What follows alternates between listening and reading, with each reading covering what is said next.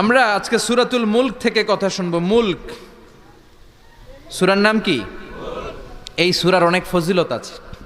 এই সূরা রাত্রিবেলা যারা তেলাওয়াত করবে তাদের কবরের আযাব হবে না। কবরের কথা শুনলে ভয় লাগে না? চলে যেতে হবে, কেউ থাকতে পারবো না, কিন্তু এই জিনিসটা আমাদের স্মরণেই আসে না। এত ব্যস্ততা, এত মায়া জাল, এত মায়ার জালে আমরা আটকে আছি। এত ব্যস্ত লাইফ, সকালবেলা অফিস, বিকেলবেলায় অমুক কাজ, তারপরে অমুক কাজ, একটার পর একটা কাজ চলতেই থাকে। এই ব্যস্ততার কারণে আমাদের জীবনটা সুপার বিজি লাইফ আমরা লিড করছি, আমাদের জন্য সময়ই নাই, কিন্তু চলে যেতে হবে। বিশ্বনবী বললেন এই সূরাটা এমন সূরা মানিআতুন মিন আযাবিল কবর। এই সূরা মুলক যারা তেলাওয়াত করবে তাদের কবরে কোনো আযাব হবে। আজকে থেকে সূরাতুল মুলকের তেলাওয়াত করা যাবে? পারা যাবে। আসেন না নিজেদেরকে একটু পরিবর্তন করি, আসেন না নিজেদের আমলের ঝুলিতে আরো কিছু বাড়াই, নিজেদের আমলগুলোকে সুন্দর করি, নিজেদেরকে আর একটু পরিচ্ছন্ন করি।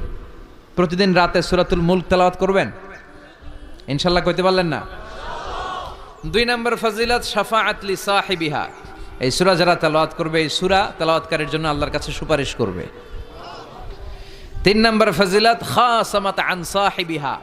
এই সূরাটা কিয়ামতের দিন এই সূরার তেলাওয়াতকারীর পক্ষে আল্লাহর সাথে তর্ক করবে, ডিবেট করবে। কতক্ষণ? হাত্তা আদখালাহুল্লাহুল জান্নাহ, যতক্ষণ না আল্লাহ তাআলা এই লোকটাকে জান্নাতি বলে ঘোষণা না দেয়। আল্লাহ যতক্ষণ অ্যানাউন্স করবে he is from paradise, he will enter the paradise, আমার এই বান্দা জান্নাতে ঢুকবে, এই সার্টিফিকেট দেওয়ার আগ পর্যন্ত এই সূরা সামনে দাঁড়ায় আল্লাহর সাথে তর্ক করতেই থাকবে। আবার বিশ্বনবী বলেন মান ক্বারা বিহা ফি লাইলাতিন ফাকাদ আকসারা ওয়া আতাবা।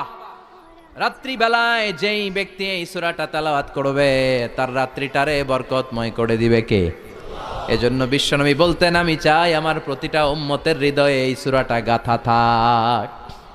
আমার নবী চাইতেন আমাদের অন্তরে যেন এই সূরাটা মুখস্থ থাকে। আমরা চাই না? 30টা মাত্র আয়াত। কয় আয়াত? সবাই বলেন কয় আয়াত?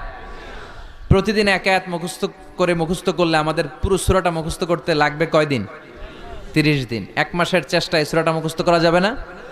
দেবিদ্দারের ভাইয়েরা, করা যাবে? আওয়াজ করে পড়েন ইনশাআল্লাহ।